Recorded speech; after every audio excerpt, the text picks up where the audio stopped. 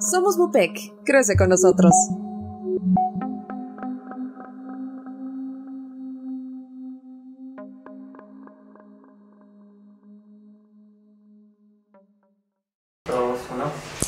Muy buenos días. Para mí es un gusto tener el día de hoy para esta sesión académica de la asignatura de Medicina Pediátrica a la doctora Silvia Cepeda Olivera. Ella es médico egresada de la Facultad de Medicina de la Benemérita Universidad Autónoma de Puebla.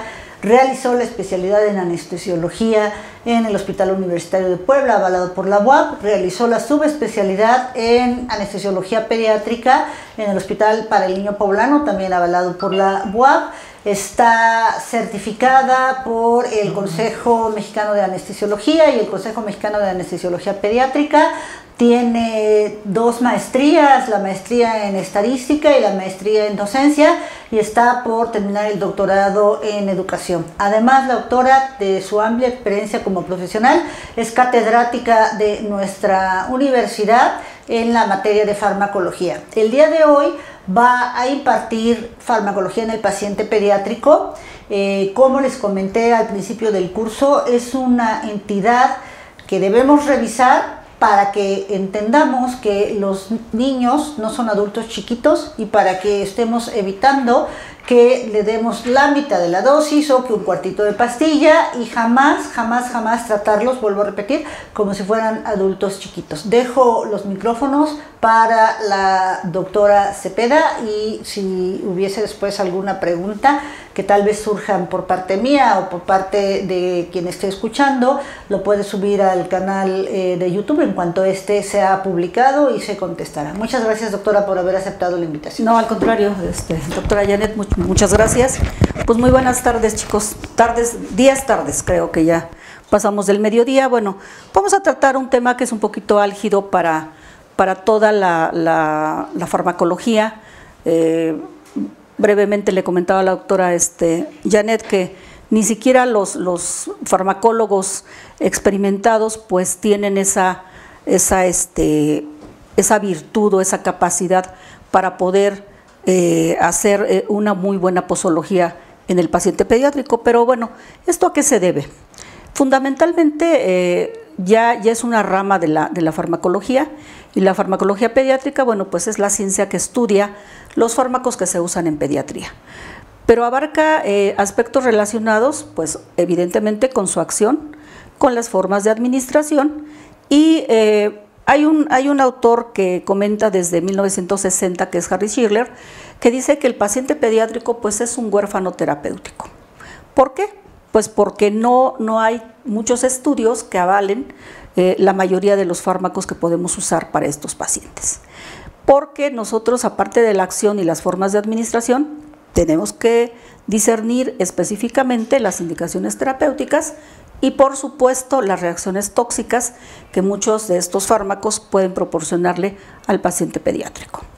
Y bueno, la edad pediátrica, los niños pues es un grupo etario con diferencias anatómicas, fisiológicas distintas a los adultos. Eso, bueno, ya todos lo sabemos. Y bueno, además no son un grupo homogéneo, ya que estas diferencias son distintas o cambian de acuerdo a la propiedad de la edad pediátrica. ¿Esto qué quiere decir? Que dentro de la edad pediátrica, que está considerada desde el 0 días de nacimiento hasta los 18 años en México y hasta los 21 en algunos otros países, bueno, también hay grupos específicos dentro de esta misma, de esta comunidad. Bien, y tenemos primero a los prematuros, que son un campo aparte, que son un campo distinto. No vamos a hablar aquí de la farmacología del paciente prematuro, porque es todo un capítulo que tardaríamos probablemente más de una charla para poder abordar todos los conceptos. Sin embargo, algunas cosas pudieran ser traspoladas al paciente prematuro. Bien, vamos a hablar desde el paciente neonato, y el paciente neonato es aquel recién nacido que está considerado desde los 0 días hasta la 4ª semana de vida extrauterina. Después tenemos al lactante, que comprende desde el mes de edad hasta los 2 años, Y luego tenemos el grupo de los preescolares, de los 2 años a los 6 años, de los escolares de los 6 años a los 12 años, y por último tenemos a los adolescentes, que están comprendidos desde los 12 años a los 18. Y bueno, en pediatría lo primero que debemos aceptar es que no se trata de ajustar la dosis del adulto al niño de acuerdo al peso o a la superficie corporal, sino que requerimos del conocimiento sobre la farmacología y la farmacocinética en un organismo que esté en constante desarrollo, crecimiento y maduración. Entonces, basado en este concepto de farmacología y farmacodinamia es donde vamos a lograr una terapéutica eficaz. Es por ello que es muy importante que nosotros conozcamos o abordemos algunos conceptos. Bien, generalmente nosotros para tratar a los pacientes pediátricos tenemos que tener 3 conceptos bien específicos. Primero, la relación dosis, concentración, efecto. Entonces vamos a hablar de dosis de concentración que nos va a dar un efecto. La dosis se va a referir a la farmacocinética. Y bueno, aquí vamos a manejar 2 conceptos, miligramo, kilogramo o miligramo metro de superficie corporal. Y bueno, aquí en la farmacocinética es, como ustedes se acordarán, es lo que el cuerpo le hace al fármaco. ¿A través de qué? A través de 4 procesos que son la absorción, la distribución, la biotransformación o metabolismo y la excreción. Y bueno, la otra parte comprende la farmacodinamia, que es lo que el fármaco le hace al cuerpo. Y esto, bueno, son en los sitios receptores o en los receptores de algunos fármacos. También vamos a considerar miligramos, pero aquí va a ser miligramos litro, gramos litro, microgramos mililitro o unidades internacionales mililitro. Como pueden ustedes ver, si hay una diferencia sustancial entre la dosificación con respecto a la farmacocinética y con respecto a la farmacodinamia. Pero bueno, vamos a considerar que tenemos la dosis, la concentración y el efecto. Pero acuérdense ustedes que a pesar de que para fines didácticos nosotros dividimos la farmacocinética y la farmacodinamia, tal parecería como si estuviéramos hablando de 2 entidades completamente distintas. Y no, acuérdense ustedes que la absorción y la distribución junto con la biotransformación o metabolismo y la excreción se están llevando a cabo al mismo tiempo que empieza a penetrar el fármaco a los diferentes compartimientos y entonces llega a los sitios efectores. Entonces son 2 conceptos que están siendo paralelos en una sola manifestación. Bien, en la primera década de la vida estos cambios pues son dinámicos y pueden no ser lineales. ¿Esto qué quiere decir? Que puede ser que nosotros no comprendamos perfectamente el concepto anterior que había mostrado en esta lámina, que es sobre dosis, concentración y efecto. Esto puede variar de acuerdo a la edad de la que estemos hablando. Bien, estos cambios que pueden ser dinámicos y que pueden ser no lineales impactan en el metabolismo y por supuesto en la excreción de los fármacos. Estos eventos están relacionados con los cambios en la composición de los órganos más importantes y además el constante desarrollo que en las diferentes edades pediátricas se están dando e impacta en la disposición de los fármacos y sobre todo en la farmacocinética del paciente pediátrico. Por lo tanto, la estandarización de dosis miligramo, kilogramo o dosis miligramo o superficie corporal a veces no son las adecuadas porque pueden impactar en la efectividad y en la seguridad del paciente. Bueno, hay algunos casos tristes que se han dado, por ejemplo, con la intoxicación de antibióticos como el cloranfenicol, que produce el síndrome del niño gris por deficiencia de acetilcolinesterasa, que es una enzima que tiene que ver con el metabolismo de este antibiótico y que, bueno, en el paciente pediátrico muy pequeño, sobre todo recién nacido y lactante, pues está no totalmente integrada. Entonces, para dar antibióticos, pues es todo un arte poder dosificar los medicamentos. Bien, con respecto a la absorción, bueno, esta va a depender de la vía de administración que nosotros ocupemos en el paciente pediátrico. En pediatría, la mayor parte de la dosificación que vamos a utilizar es la oral, pero también tenemos otras vías como son la parenteral, la intramuscular, que no es muy recomendable, y la vía rectal. Vamos a hablar un poquito de ellas y bueno, también considerar cómo cambian los distintos elementos de la vía oral en las diferentes edades pediátricas. Mayormente me voy a enfocar en la vía oral porque es lo que más vamos a prescribir, y sobre todo ustedes que se van al servicio social, primero al internado y luego al servicio social, y que seguramente van a tener que atender pacientes pediátricos. Fundamentalmente las dosis que se estandarizan para estos pacientes de consulta externa pues son mayormente por vía oral.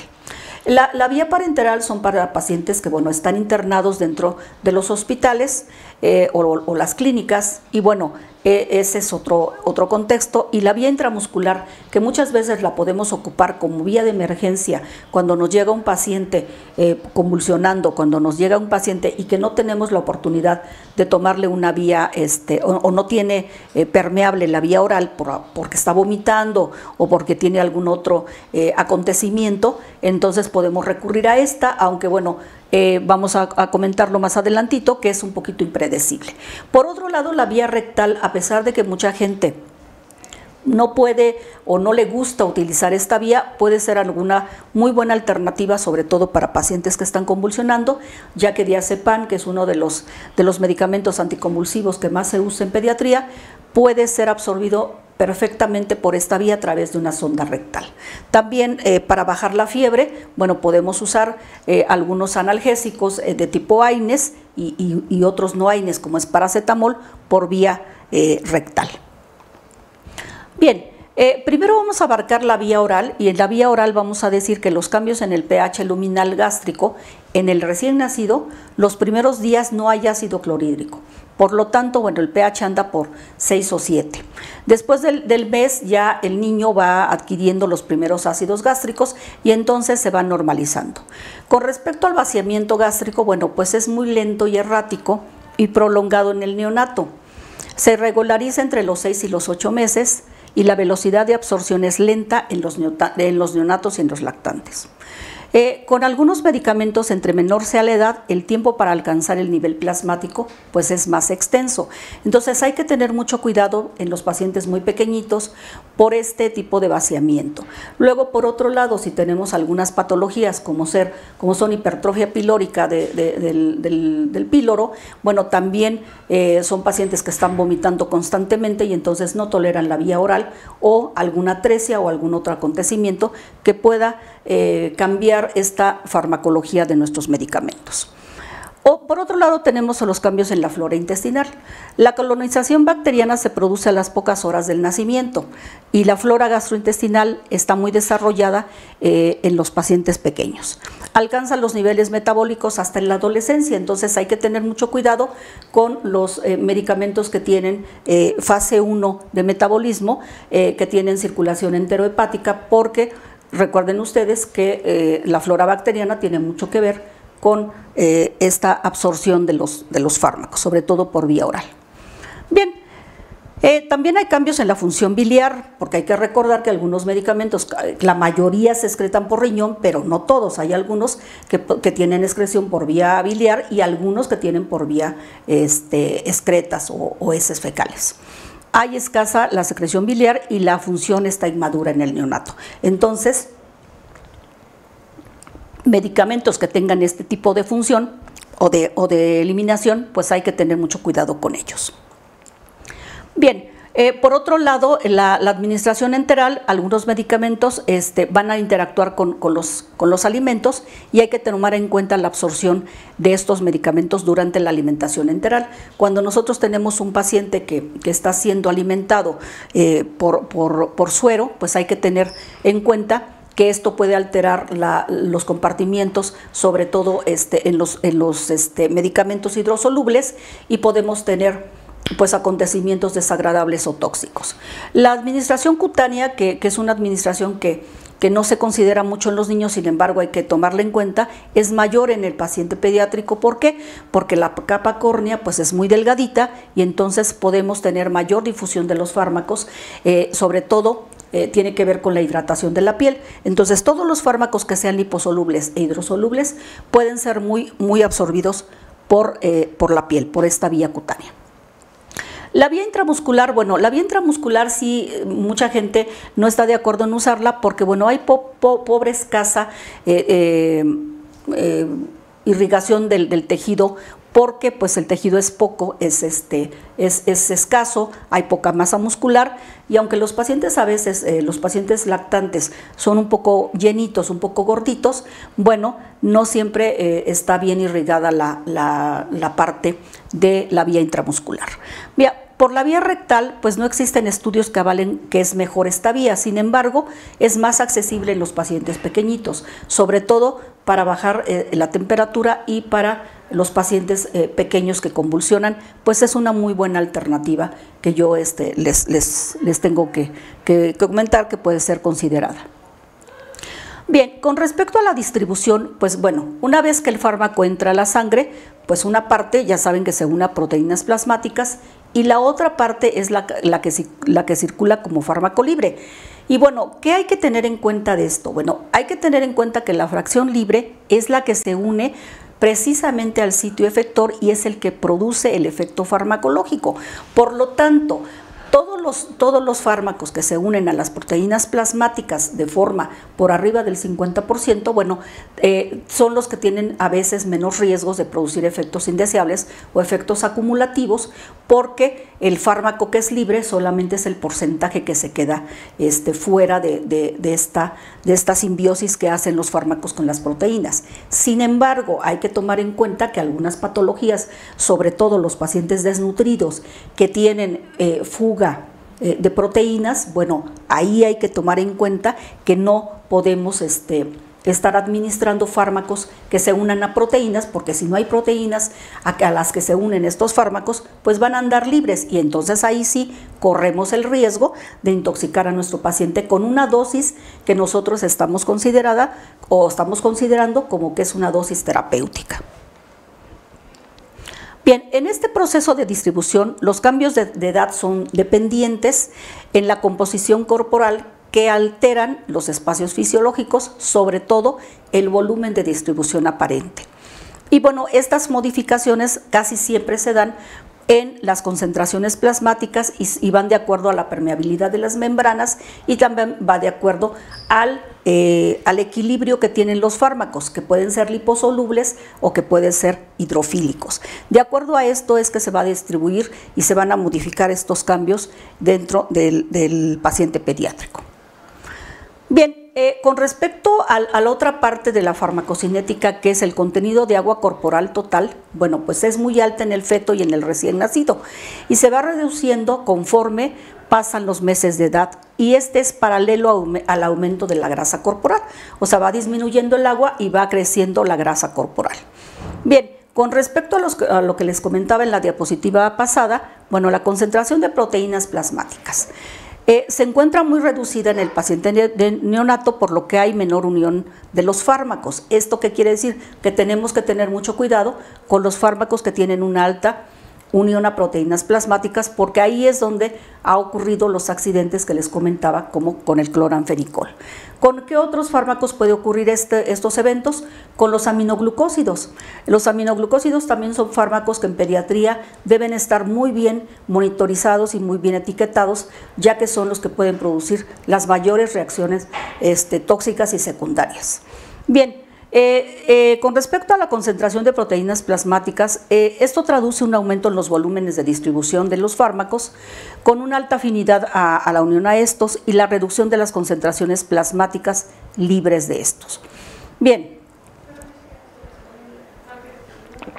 con respecto a la permeabilidad de las membranas, que es otro evento que nosotros tenemos que considerar, es que bueno, la barrera hematoencefálica está muy aumentada, sobre todo en el paciente neonato. Entonces, fármacos que atraviesen rápidamente la barrera hematoencefálica, hay que tener mucha precaución con ellos. ¿Cuáles? Los analgésicos opioides atraviesan rápidamente la barrera hematoencefálica, algunos medicamentos antibióticos como son vancomicina, que atraviesa muy rápidamente también la barrera hematoencefálica. Entonces, en pacientes que están internados neonatos hay que tener mucha consideración con estas indicaciones terapéuticas. Y bueno, para términos concretos, la permeabilidad de la membrana hematoencefálica se debe considerar como un espacio adicional de distribución. Recuerden ustedes que tenemos 3 compartimientos principales, que son el primero o compartimiento 1, que es el compartimiento vascular que corresponde a los órganos más irrigados. ¿Cuáles son los órganos más irrigados? Pues evidentemente hígado, cerebro, corazón, pulmones y riñones. Y bueno, ¿cuáles son el segundo compartimiento? Bueno, el segundo compartimiento pues es la grasa, y el tercer compartimiento pues es el aparato musculoesquelético. Entonces, todos los fármacos que atraviesen rápidamente barrera hematoencefálica, pues hay que considerarla como un cuarto espacio. Algunos farmacólogos dicen que no solamente hay 3 compartimientos, que podríamos considerar que, por ejemplo, en casos especiales como en pacientes obesos, podríamos considerar hasta un cuarto o un quinto espacio para distribución de fármacos. Sin embargo, bueno, estamos considerando que son pacientes sanos. Bien.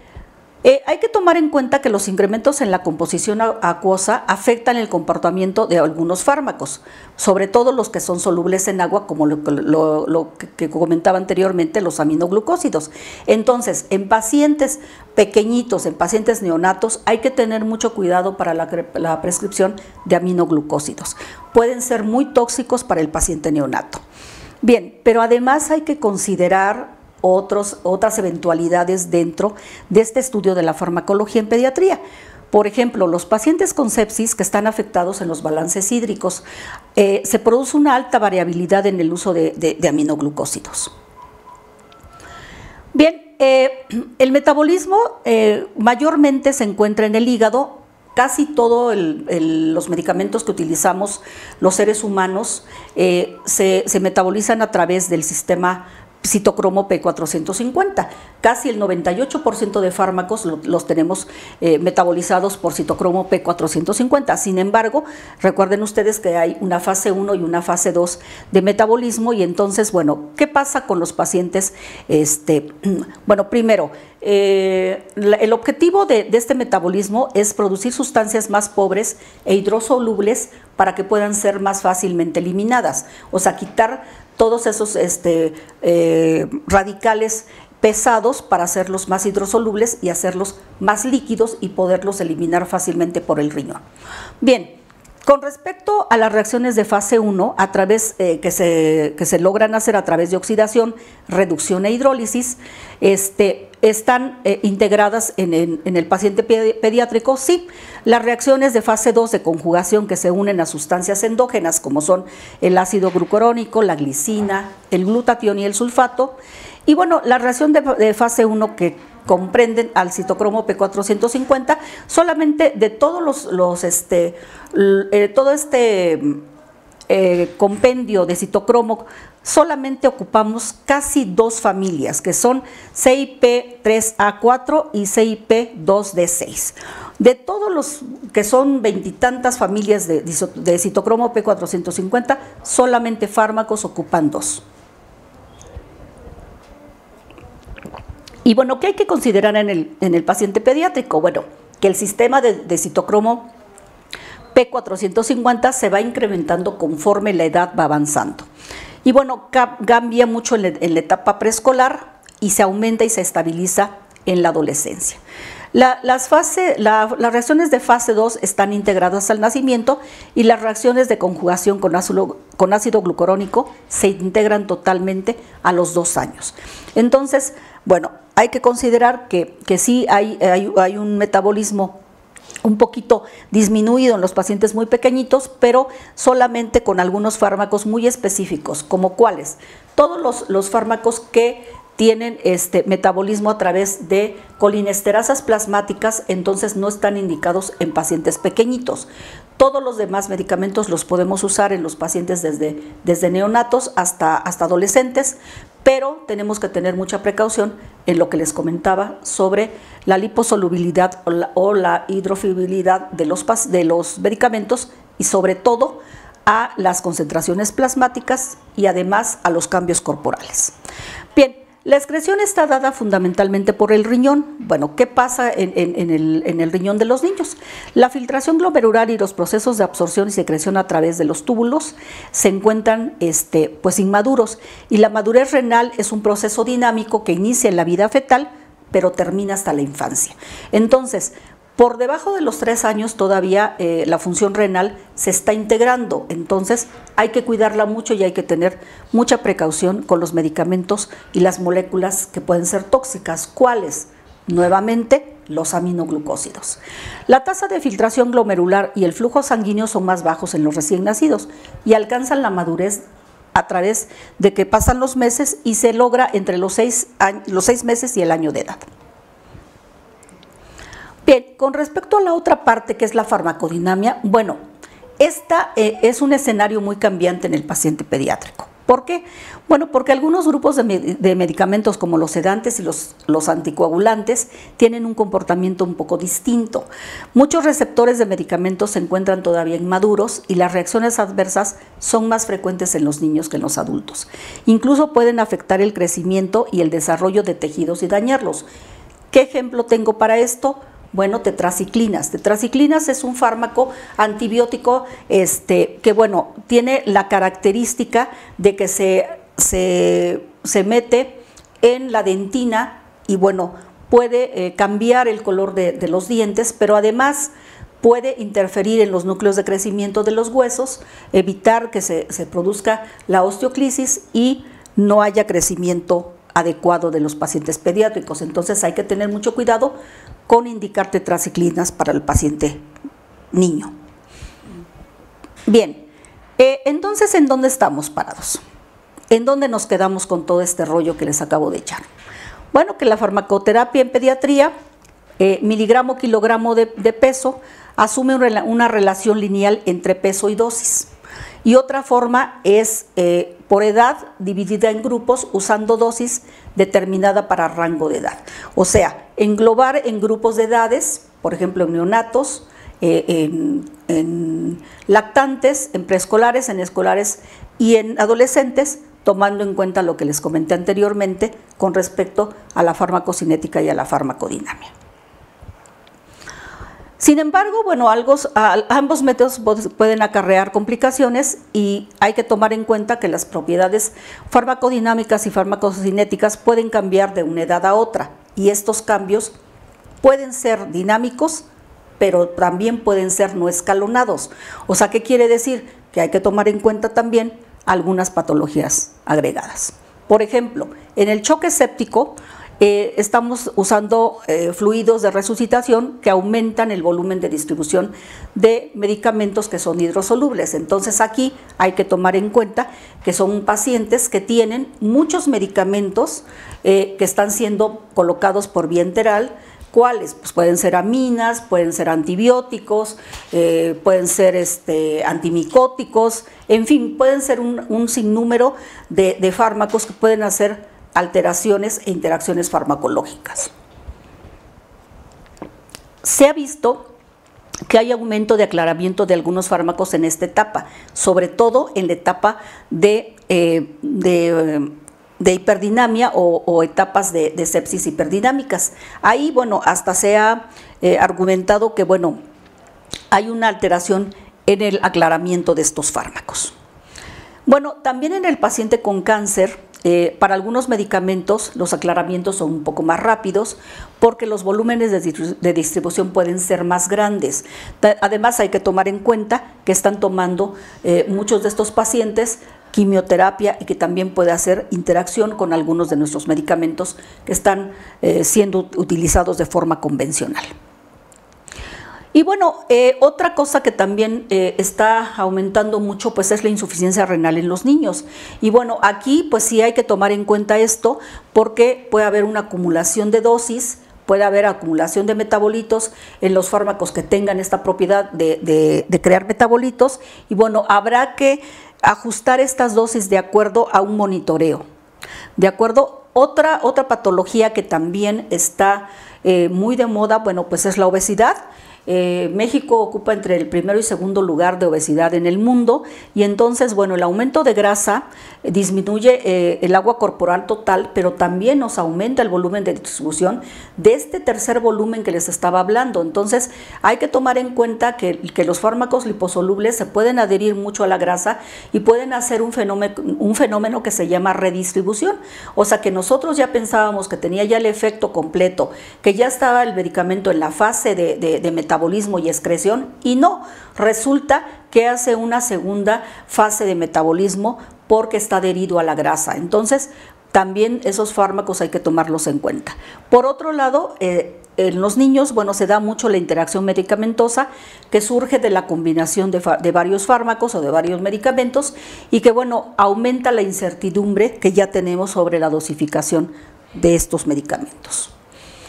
Bueno, ¿qué es lo que se recomienda en base a que no tenemos pues muchos estudios de diferentes fármacos en pediatría y que seguimos siempre con lo mismo de que hay que dosificar miligramo, kilogramo, hay que dosificar microgramo, litro, hay que dosificar metro de superficie corporal?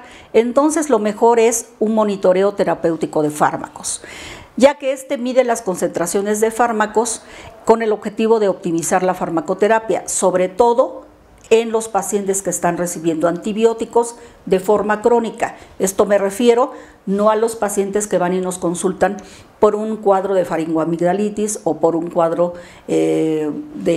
común de diarrea, no. Son pacientes que deben estar monitorizados porque están internados. Bien, este monitoreo terapéutico, ¿qué nos brinda? Bueno, nos brinda la oportunidad de maximizar la eficacia terapéutica y a la vez minimizar las reacciones adversas. Esta monitorización debe ser individualizada para cada paciente, seleccionando las drogas que vamos a ir monitorizando, reduciendo la variabilidad de algunas situaciones clínicas. ¿Qué es lo que podemos monitorear? Los anticonvulsivantes. También hay niños que presentan convulsiones desde recién nacidos y entonces en estos niños es muy adecuado utilizar este tipo de monitoreo terapéutico. Bien, este cuadrito nos manifiesta el uso no autorizado de algunos fármacos en pediatría y entonces nos da la categoría y nos da la descripción. Y bueno, esto viene en los anales de pediatría y dice que, bueno, toma en cuenta la edad, el peso, la ausencia o deficiencia de información en pediatría, las contraindicaciones, las indicaciones y las rutas de administración. Y bueno, dice que el uso de fármacos no recomendados viene en el folleto de información del profesional de la salud y que tiene que ir a verificar que este manual corresponda, o sea que si va a seleccionar un fármaco tiene que ir a ver si está recomendado o no su uso en pediatría. También tiene que ir a ver el peso, porque hay algunos fármacos que no están indicados para ciertos pesos. También el uso de fármacos con muy poca información en pediatría no están indicados. El uso de fármacos con contraindicación relativa y total tampoco, y los profesionales de la salud tienen la obligación de consultar este manual para que no puedan hacer una iatrogenia. Y bueno, otra cosa que también tenemos que tomar en cuenta es la farmacovigilancia en pediatría.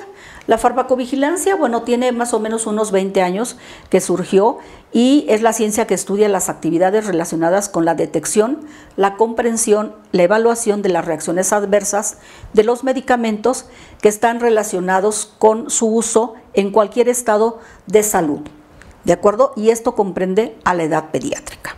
Y bueno, finalmente, ¿qué tenemos con el paciente pediátrico?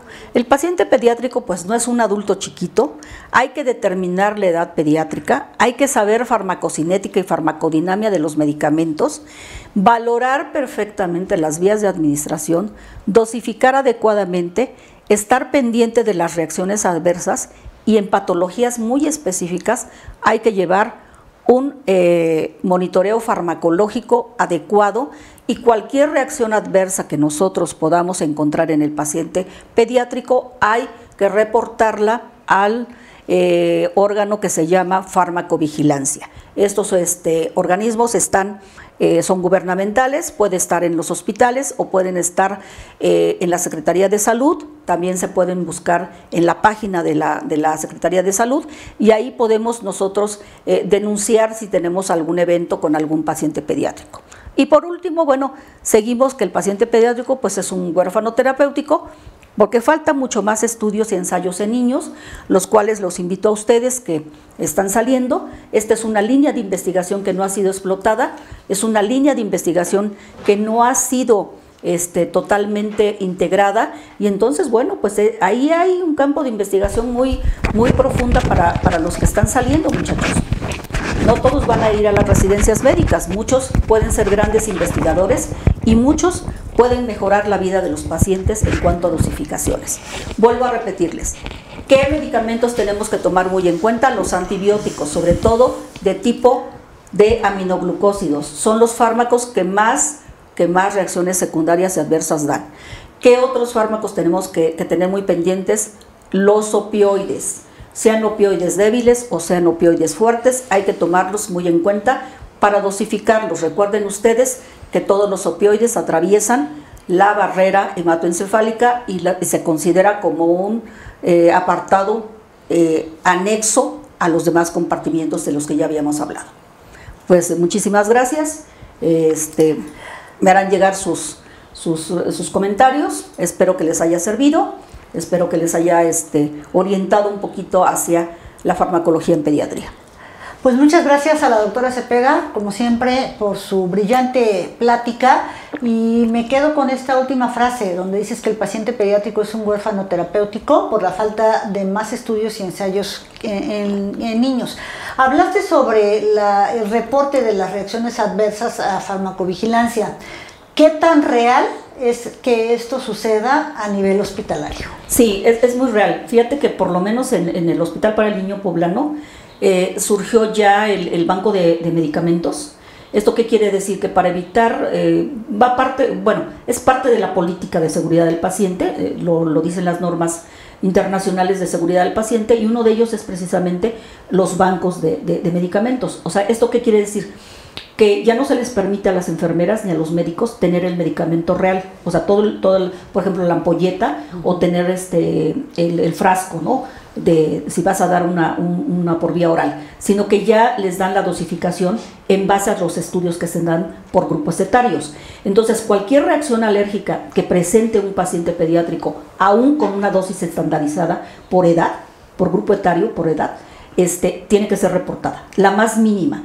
Si el niño estaba bien y de repente le salen ronchas, hay que descartar, primero alimentos y después reacción alérgica a fármacos si los está tomando.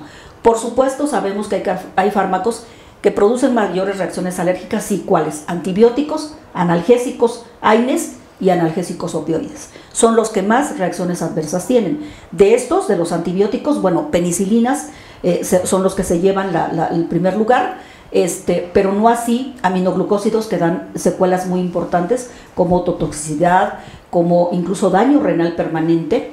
De los analgésicos, paracetamol, que puede dar insuficiencia hepática, y también acetaminofén, con una sola dosis ha habido reportes. ¿Qué otros fármacos? Opioides, sobre todo opioides como buprenorfina, fentanil, cuando se ocupa en las áreas hospitalarias de las terapias intensivas. Fentanil es algo que no se debe descartar como una reacción alérgica, pues es un opioide fuerte, es un opioide potente, es un agonista total y que tiene todos los efectos terapéuticos, pero todos los efectos secundarios. ¿Qué otro fármaco nos puede dar problemas? Vancomicina, Vancomicina, ustedes saben que es un antibiótico de muy amplio espectro.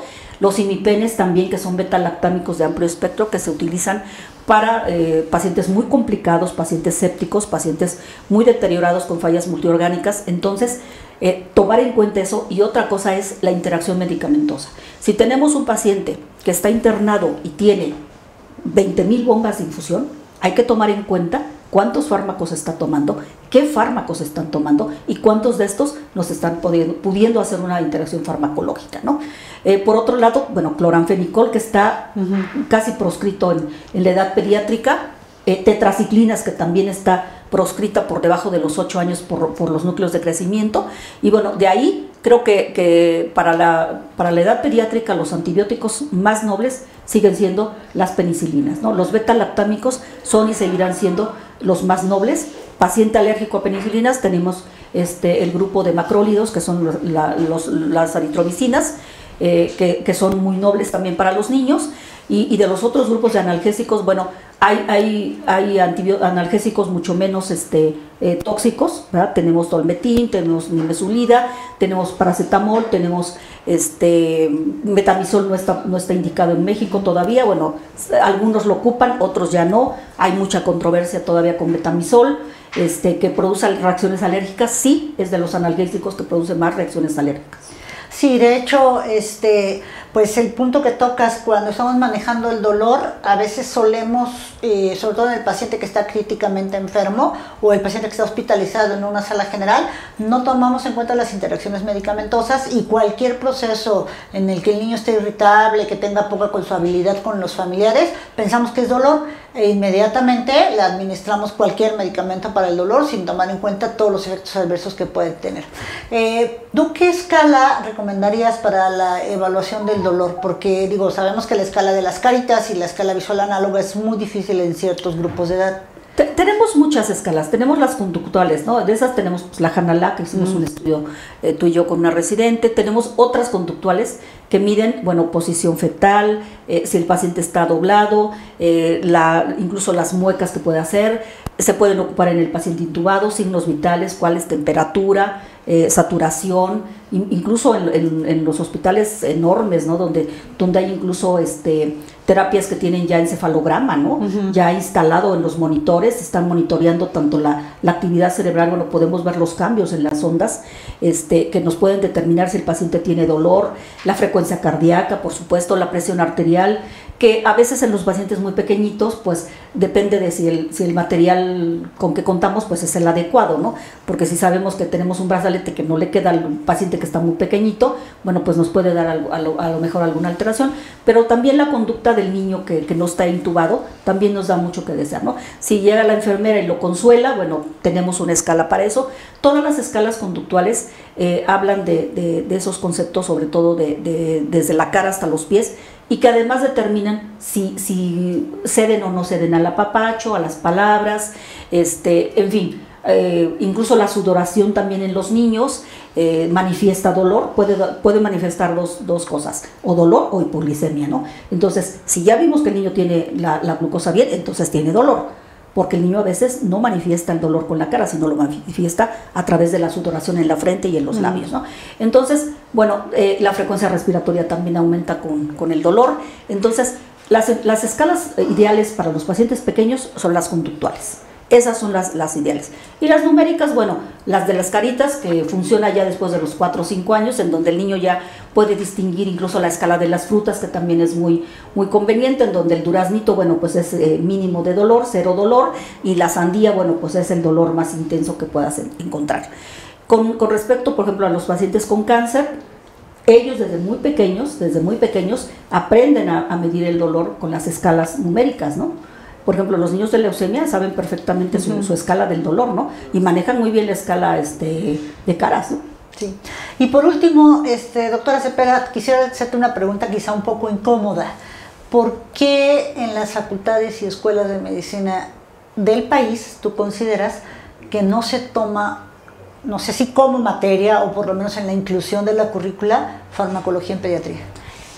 Fíjate que yo creo que eso vamos a tener que trabajarlo ahorita en el doctorado, porque afortunadamente mi coordinadora está conmigo, Entonces, creo yo, le voy a presentar un mapa curricular integrado, pediatría precisamente. Tú me diste la idea cuando me pediste el tema, porque no se ve pediatría, no se ve farmacología pediátrica, y hay que ver mucho de pediatría en el paciente pediátrico. Vamos, ahorita lo que les digo, bueno, pues es una embarradita de lo que es, pero hay que ver por grupos. Sí, por supuesto. Por grupos de medicamentos, porque cada grupo de medicamentos es diferente.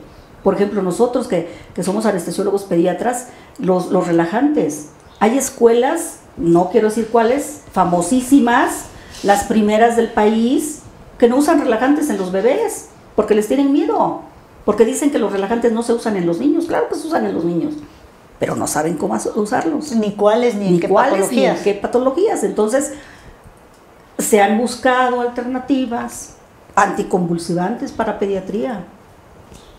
Se deben ver, y se deben ver por grupos, porque además, no les comenté, pero uno de los medicamentos que se debe precisamente monitorear es todos los anticonvulsivantes. Sí, las hidantoínas, que bueno, ya son viejitas, pero que se dan todavía en pacientes. Se deben monitorear, si no el chamaco está mal. Los barbitúricos se deben monitorear. Entonces, hay que integrar farmacología pediátrica.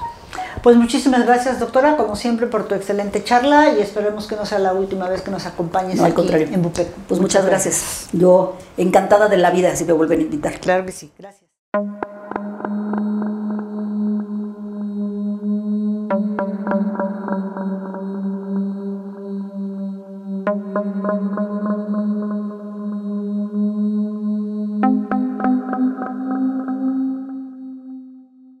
Somos Bupec. Crece con nosotros.